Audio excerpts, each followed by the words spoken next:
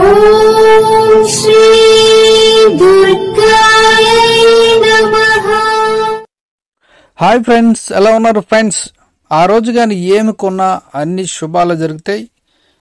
ఏంటి అది ఈ వీడియోలో తెలుసుకుందాం.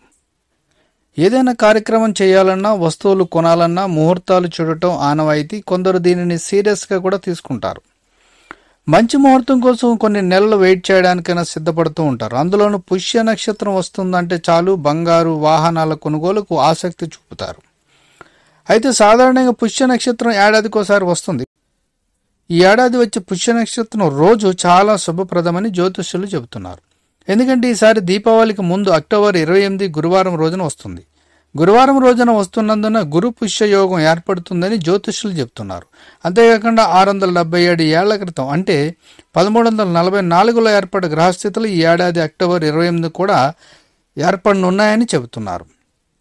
అందువల్ల ఆ రోజు బంగారం కొనడం, పెట్టుబడులు పెట్టడం, ఇల్లు లేదా ఫ్లాట్లు కొనడం, వాహనాలు, యంత్రాలు, బట్టలు లాంటివి కొనడం కూడా కొనుగోలు చేస్తే శుభం జరుగుతుందని జ్యోతిష్యులు చెబుతున్నారు. కాబట్టి 677 ఏళ్ల తర్వాత వచ్చే ఈ మంచి ముహూర్తం ఆ రోజు ఏం కొన్నా శుభాలే అని మరి పండితులు అంటున్నారు. తప్పకుండా మీరు కూడా ప్రయత్నించండి.